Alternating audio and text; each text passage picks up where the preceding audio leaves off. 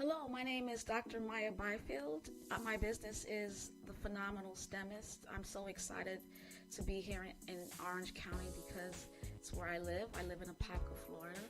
And I decided to make this business because I saw a need for underrepresented students to be successful in STEM, which stands for science, technology, engineering, math. And the best way I can do that is just provide products for parents to prepare them, whether it's a book or online STEM camps or just video podcasting.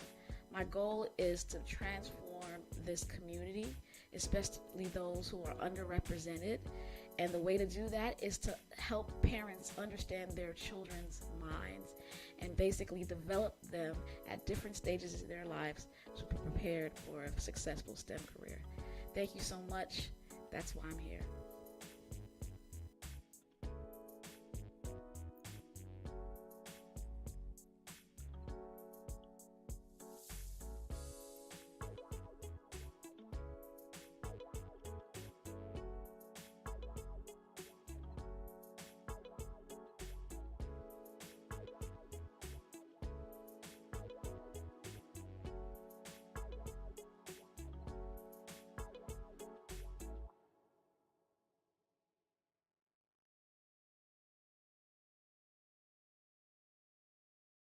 Hey, hey, hey. It's the phenomenal STEMist test. Can you hear me? Can you hear me? I think you can hear me. What's going on? Oops. I'm all out of position. What's going on here?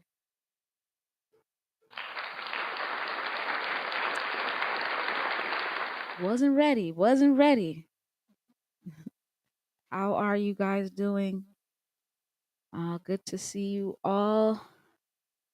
Do some homework real quick just to remind you that my book, Phenomenal STEMist, is still available on Amazon. Shout out to business, shout out to entrepreneurship. Still collecting that royalties, still collecting those royalty checks, and it's because of your support. So do me a favor. If you have children, if you know of parents with children, get this book to help prepare from the womb to the university. From the womb to the university. Phenomenal STEM is how to prepare your child for a successful career in science, technology, engineering, and mathematics. All right, all right. And and and don't forget to subscribe. Hit the subscribe button. I'd love to get 500 subscribers by the end of the year and 1,000 subscribers by 2024. Hit that subscribe button, please. Thank you. Would really appreciate it. And lastly,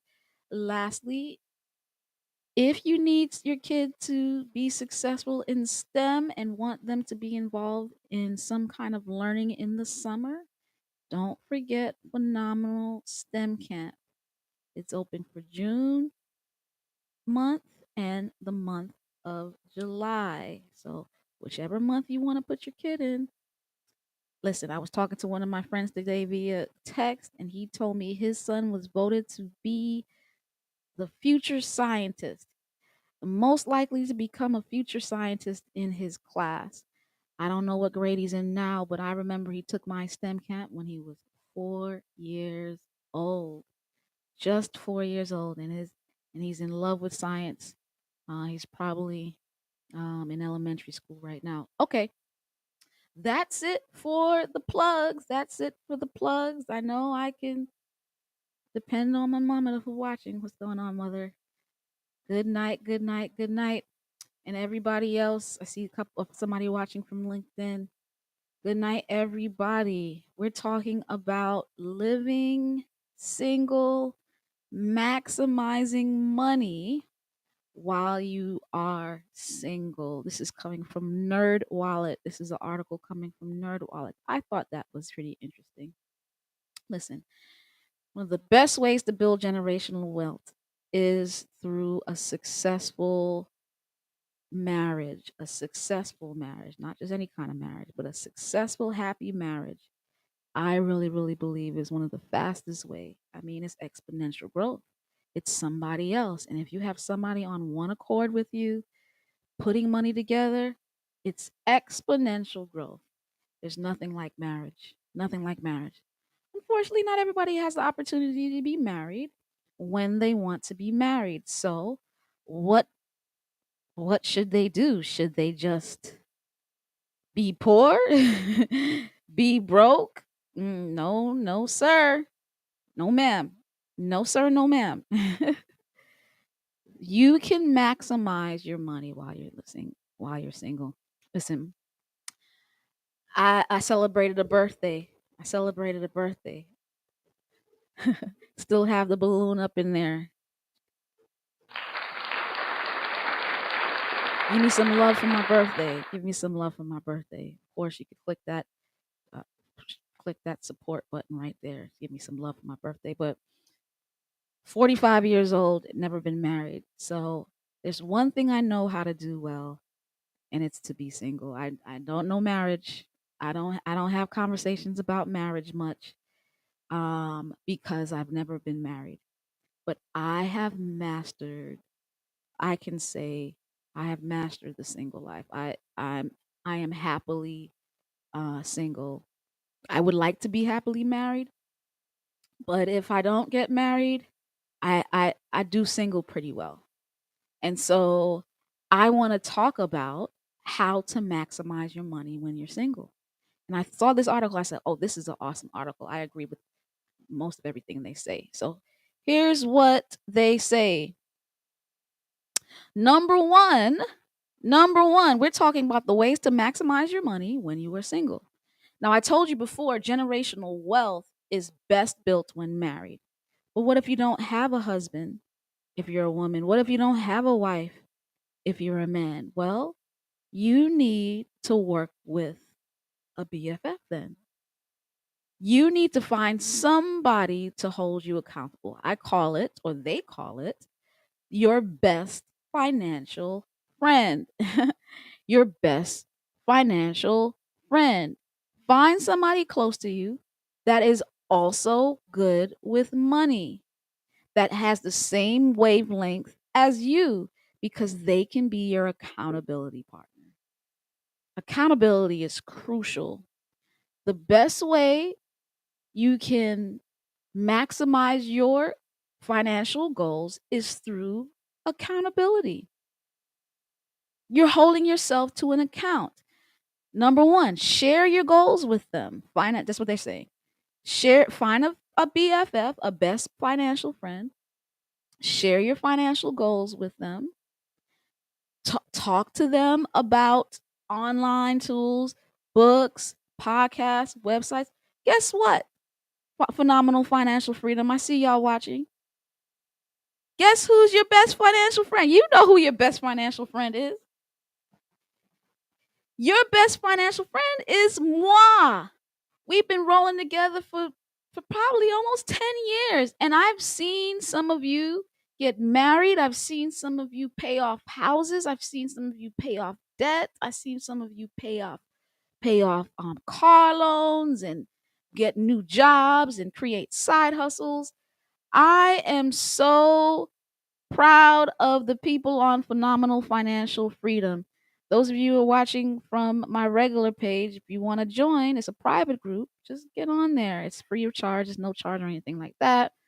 But it's private. It's private, and we don't share each other's information. So you get a best financial friend who shares information with you, who will hold you accountable, right? You're able to talk about concerns, you're able to offer support, you're able to hold them accountable to their goals, right?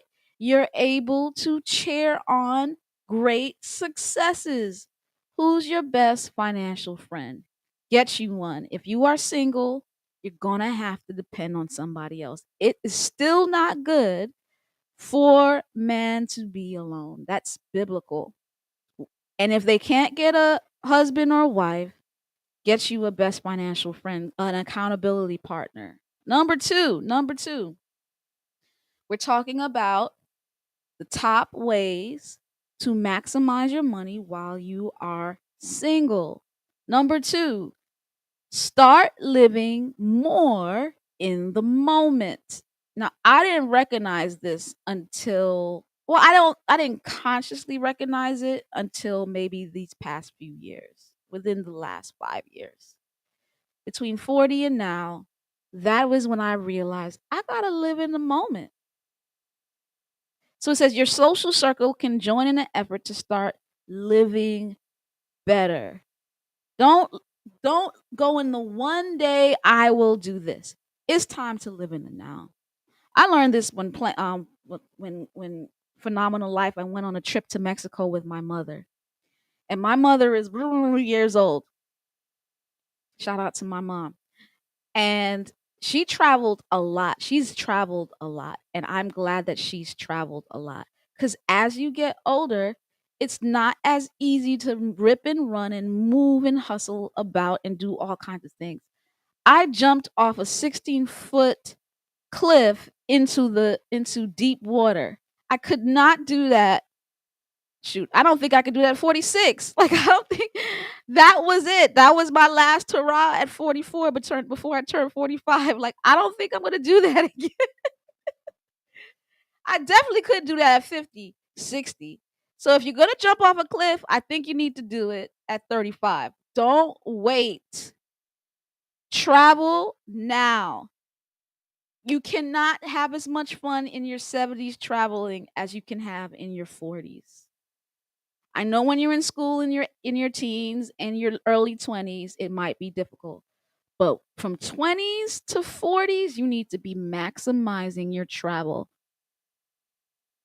Maximize your travel. Maximize living in the moment, enjoying the present. Do that. Number 2, live in the moment. Number 3, because if you save all that money and don't have anything to use it for when you're in your 70s, it's a painful experience. Yeah, yeah. Number two, start living in the moment. Live in the moment. All right. Number 3, what to do when you're single. I see some people joining. Reduce your tax burden. This is critical. This is critical. Critical, critical, critical. Critical. Critical, like a gunshot critical. I don't know if I have a gunshot on this John. I don't know. I don't remember. Yeah. Critical. Taxes are crazy, and taxes are crazy for single people. Single people with no kids, we pay the taxes. Okay? So, reduce your tax burden. What are some ways to reduce your tax burden? Number 1, Roth IRA. Do not put $6,000 in a, I talked about this last week. Don't put it in a regular, more brokerage account before you fill your Roth IRA up with $6,000 in it every year. Before you put it anywhere else, you put it in a Roth IRA. Why? Because it grows tax free, and when you take it out, it stays tax free. So you raise $6,000 a year, you start at 25 years old, and you go all the way to 65, right? So at 25 to 65, that's 40 years. 40 years plus compound interest. I'm not gonna even, I'm just gonna do 6,000 times 40 years. Forget the top. That's $240,000 outside of compound interest. So you add another, 10% of compound interest all that time. You're making a lot of money. And can you imagine having to pay taxes on $1 million? You understand? They're gonna take your money. Taxes are gonna take your money. When you start pulling out every year, let's say you get 70 years old, 60 years old, and you need to live off that IRA, right? And you're taking $100,000 a year out. You pull $100,000 out, They're taking 40. But guess what? In a Roth IRA, they're taking 0. They're not taking 40. They're 25% capital gains, I think, or something like that. So, but they're taking tens of thousands of dollars out of your $100,000 that you pull out versus 0. You see that? So you need to reduce your tax burden by putting your money in accounts that you don't have to pay taxes on them for. Right? So the Roth IRA is one and your health savings accounts is the other. Shout out to those of you who are like me who have high deductible insurance accounts, who don't really go to the doctor much, right? Those of you who have to go to the doctor much, then you might not want that kind of savings account. But I don't go to the doctor that much. Preferably, I get my health in order to the point where I don't have to go to the doctor that much. And because I don't go to that doctor that much, they attach a health savings account. This is a triple tax savings account, meaning it's pre-tax. So I take out $3,500 before taxes. So I lower my cost burden that way. I put it in a savings account, right? Some of the savings go towards my health insurance, deductibles, whatever I need, which I don't use much. And the remainder just gather up for the future. And I can use that in the future for my health. And it grows tax free. And I pull it out and it's tax free. It's triple tax, pre tax, tax free growth, tax free pulling. HSA, health savings accounts. It's the truth.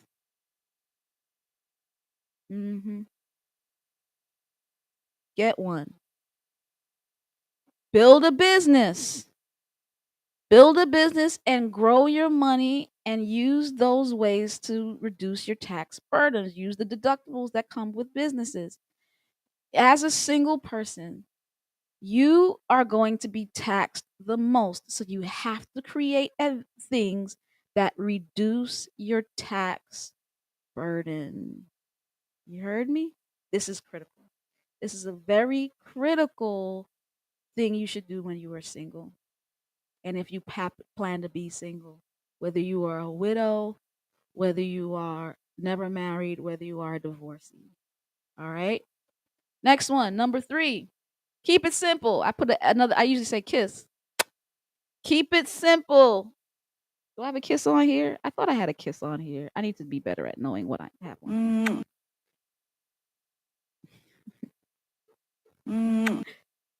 Keep it simple, stupid. That's what KISS stands for. That's what KISS stands for. What does it mean?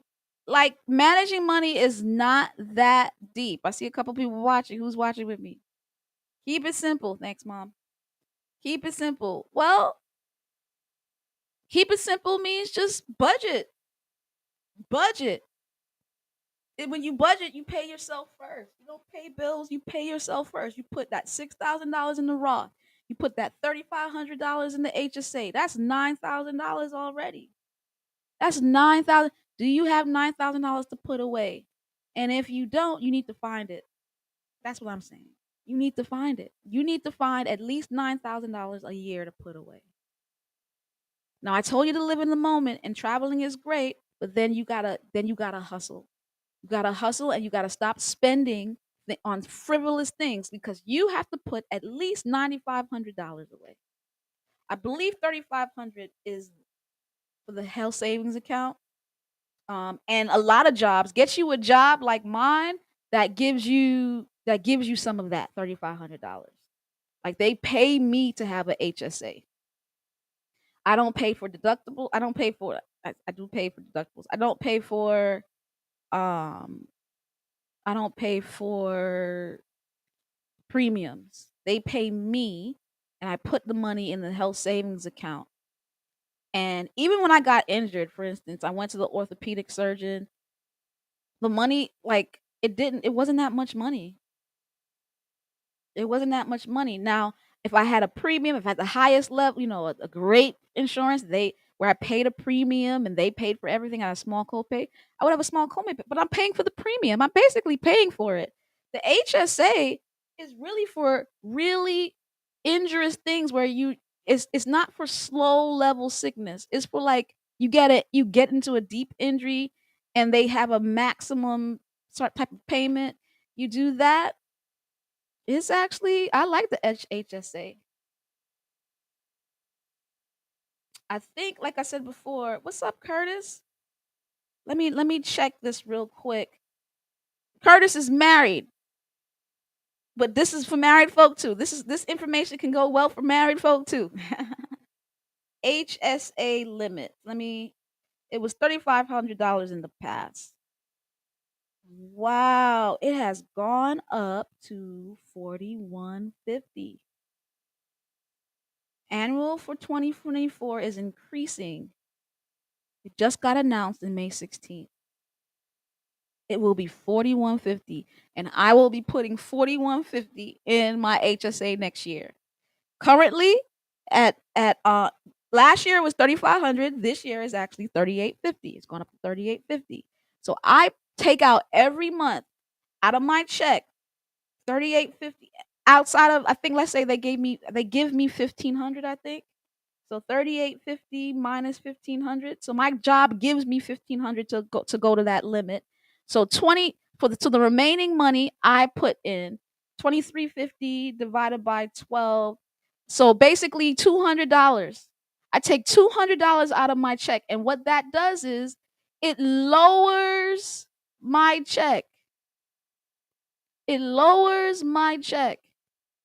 So that reduces my tax burden. That's amazing, right?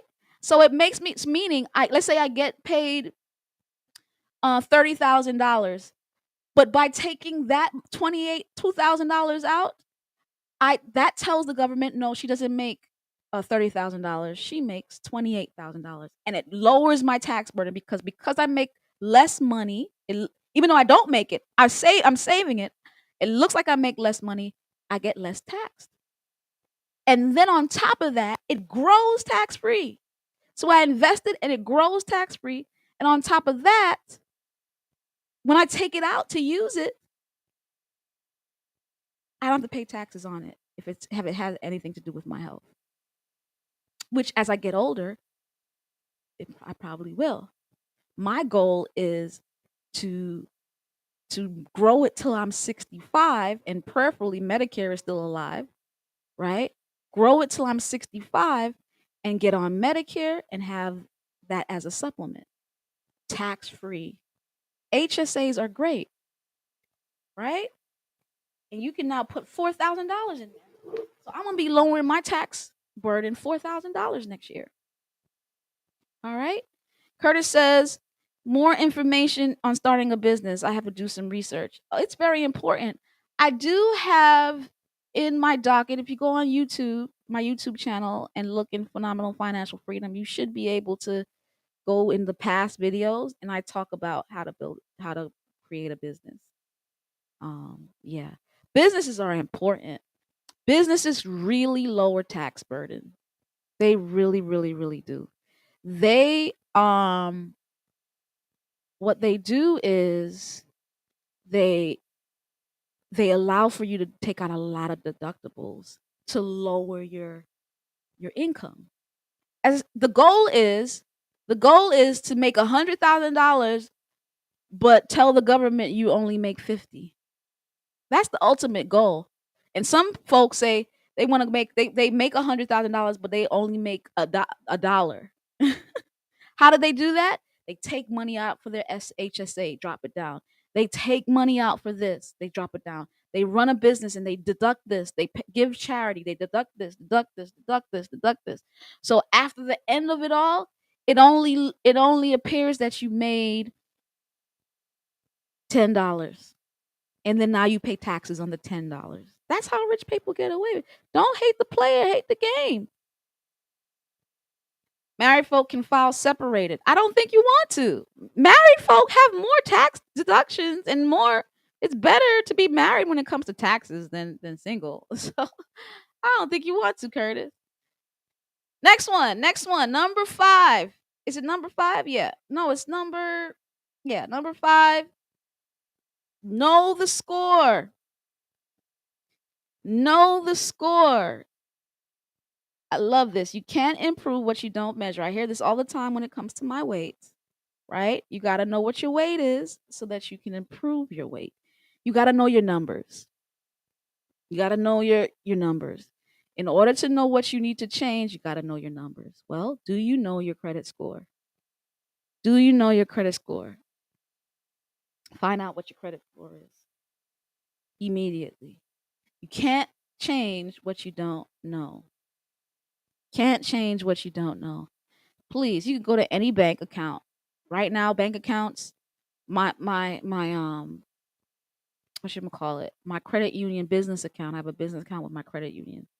They they constantly have a nice pie chart and they tell me what my credit score is, how it moves. It's a different world. Before, back in the days, you had to do all kinds of jump through hoops to find out what your credit score is. Not anymore. Your banks tell you what your credit score is. And it's important to have a high credit score. 850. Like that's my goal. That's perfect credit score. My credit score is way up top. Sevens are good, right? How do you get a good credit score as a single person? You get a good credit score by receiving credit and paying it on time.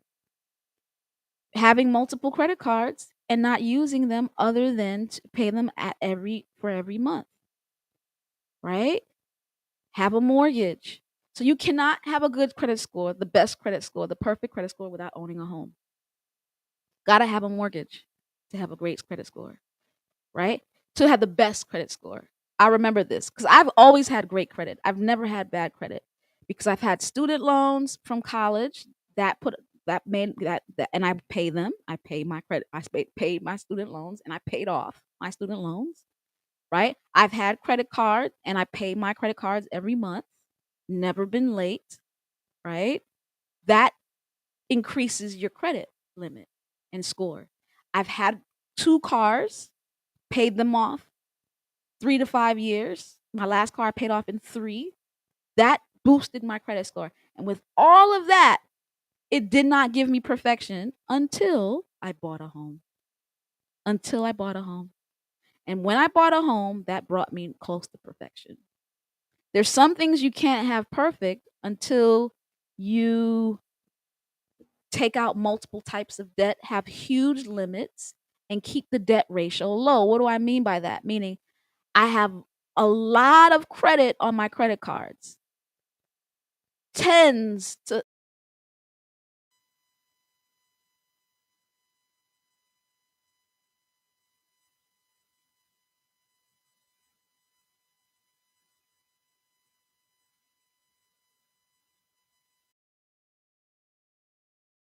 test, test. Sorry about that. Sorry about that. Can you hear me? Can you hear me?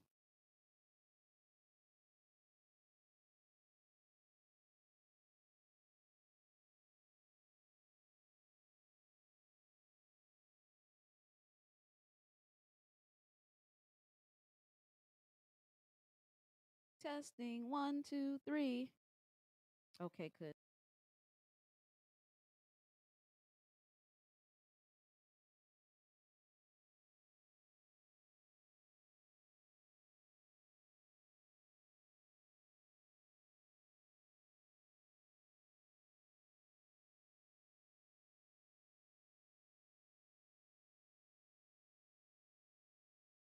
It's working now. It's working now. It's working now.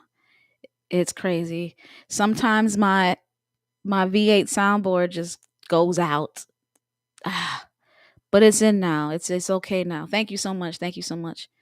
How do you I was talking about credit scores. I was basically saying that in order to have perfection, you're going to have multiple types of loans and prove that you pay all those multiple types of loans off. So you're never going to get to high 800s, 830s, 850s, that level if you don't own a home. I'm not going to say never. I had trouble doing it. If you have 850 and don't have a home, let me know. But most people who have high levels, like between 825 to 850, that's the highest, they have a home. They have a mortgage. And I said before, they have, low debt to income ratio, like debt to credit ratio, meaning let's say you have 5 credit cards and each of them give you $20,000 limit. That's I have $100,000 limit, right? Not me. Well, maybe, but people who have multiple credit cards who's had it for a long time and just keep increasing their limit, but don't use it. That's like $100,000 worth of credit, but you only have $2,000 and it's rolling. So you have basically zero on your credit card. That's a big gap. That big gap, debt ratio, that jumps your credit score. You want to do things like that when you're single, when you don't have much bills, you don't have much responsibility. So you have access to credit, but you don't need to use it because it's just you. This is critical when you take advantage of your single life. You can sit there and cry if you want to because you don't have a man. You can sit there and cry if you want to because you don't have a woman. Or you can really take advantage of the fact that you don't have a man and don't have a woman to have extra responsibility for. Don't have 3, 4, 5 kids. Each of them are in school, whether you're paying for private school, in high school, or you're paying for college. That's it costs to fund children. And if you don't have it, you can sit and cry if you want to, or you can maximize the fact that you don't have it. You understand? So the best way to increase your credit score is to have multiple credit cards, but do not use them. Increase the limit every year.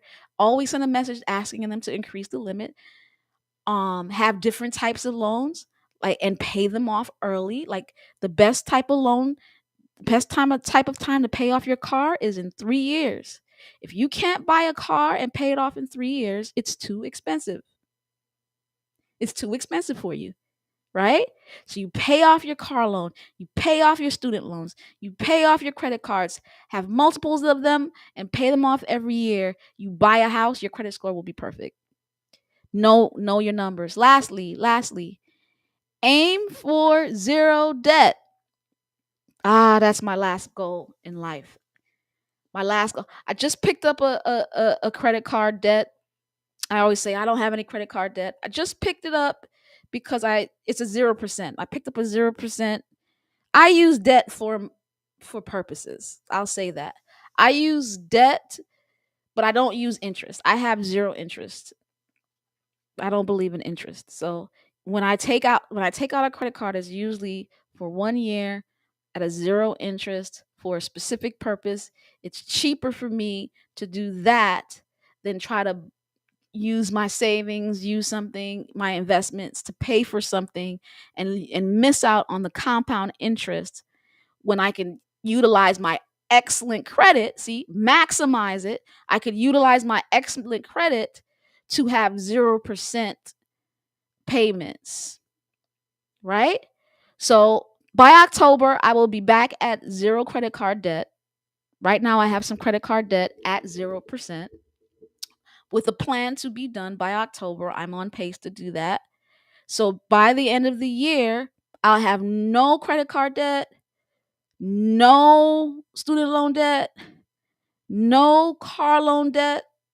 I'm thinking about getting a Tesla in the future, but not right now. No car loan debt.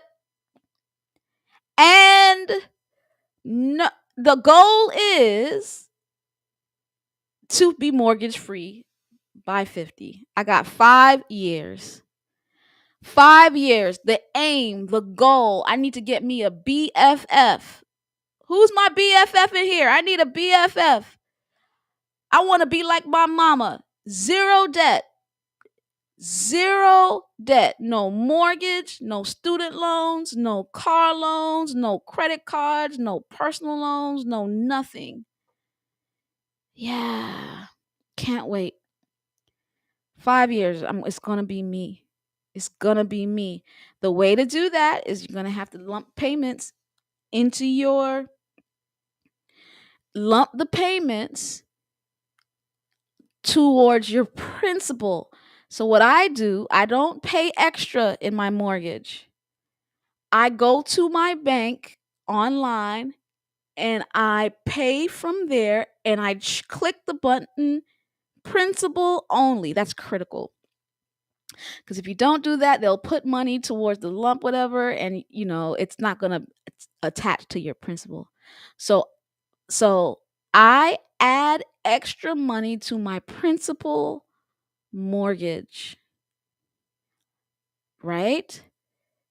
I've added, because have made the calculation. I've taken the time to make the calculation to say, how much extra do I have to add to my mortgage to get it done in 5 years from today? I've made that calculation in my mind, and I go directly to my bank and I have them take the money directly from my bank, and I check the box principal only. Pay this extra money just to the principal. And when you lower that principal, you lower the interest, you pay off your debt early. I'm not doing that at the expense of anything else, though. What do I mean? That's the last one. So I'll remind you. I think that was 6, right? Top 6 ways to maximize your life when you are single. Oh, it's 8:30. The game is on. So let me move. Work with a BFF. Get you an accountability partner. Share your goals with them. Share resources with them. Be honest about everything with them, your worries, etc. Help plan with somebody. It's not good for the man to be alone. So you can't do this by yourself. Shout out to those of you who are in phenomenal financial freedom. I am your BFF. Sometimes I wish I have a BFF for me, though, somebody who reaches out to me. You know what I'm saying? Number 2, start living in the moment, right? So I'm putting money extra on my mortgage. I'm doing all these things, but I'm still traveling, because it doesn't make sense me do all those things. And then when I'm ready to have fun, I'm too old to have fun. So you gotta live now. You gotta live in the moment. You gotta live in the present. Don't live too much in the future without enjoying the present. Maximize your time. You don't have a lot of time. That's a precious commodity. Number 3. Number 3. Reduce your tax burden. Put your money in Roth IRAs, put your money in health savings accounts, create businesses. Those are the top 3 ways that I've learned how to reduce my taxes. Number 4, keep it simple, stupid. Keep it simple, stupid. Kiss. Just make a budget. Get you an app. My favorite app is mint.com, mint.com. It has told me everything about my life, how much I spend. It has told me everything I need to know about my goals. Mint.com is an excellent budgeting, expense tracker, goal oriented app to help you keep your economics simple.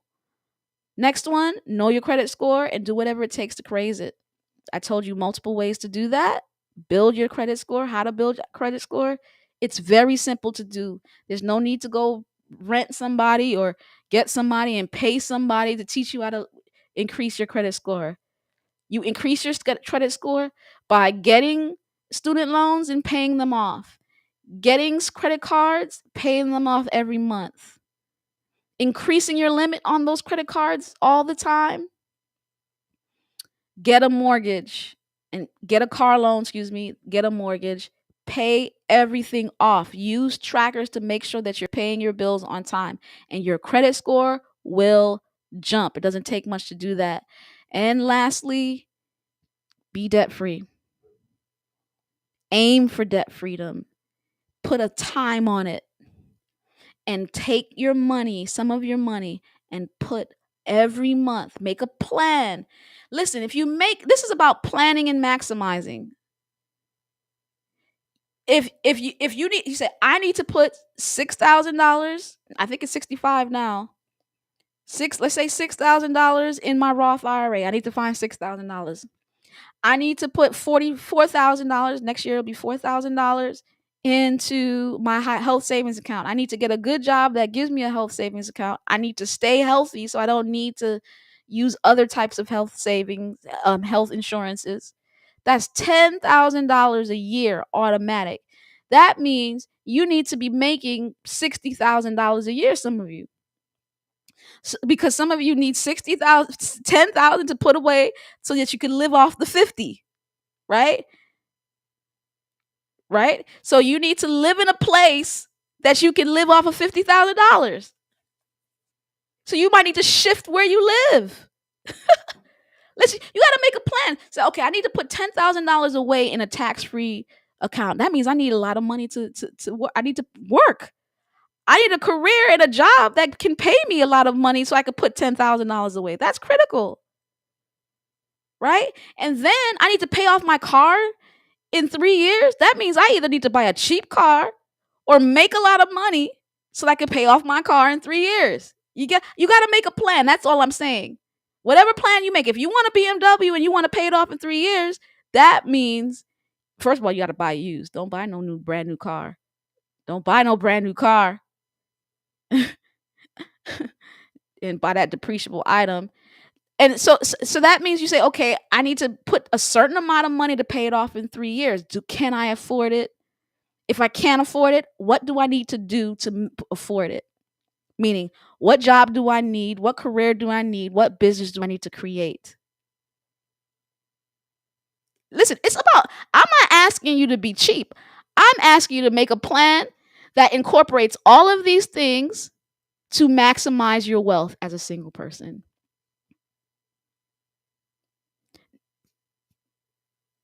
All right. I think the only thing I think is missing from this article is long-term care insurance. Because if you're single, you don't have any children, who's going to take care of you when you're older? So long-term care insurance, I think that's something to consider. I don't that's something to maximize. And the younger you are to start having it, the better, right? And buying real estate as investment properties. I think that's the only thing I think is missing from this article. Guys, it's been great. I have to you got to live in balance. You got to live in balance. You got to live in balance, but you got to make what you want to make to be happy and successful. Do what it takes. Do what it takes. Either you lower your means or you increase, right? You lower your expenses or you increase your means. One of the two. Get a car for your business and write it off. You have to have a business first. Got to have a business first, and you got to make sure it's a real business, because I hear when you deal with cars and stuff, you get audited real quick. All right, so you just don't want to write things off. You want to make sure that you write things off in a way that Uncle Sam don't think you cheating them off of your taxes. So it's a delicate balance. Don't mess with Uncle Sam now. Pay those taxes and legitimately lower your taxes. Getting a car for the business is a good way to do that. My business is consulting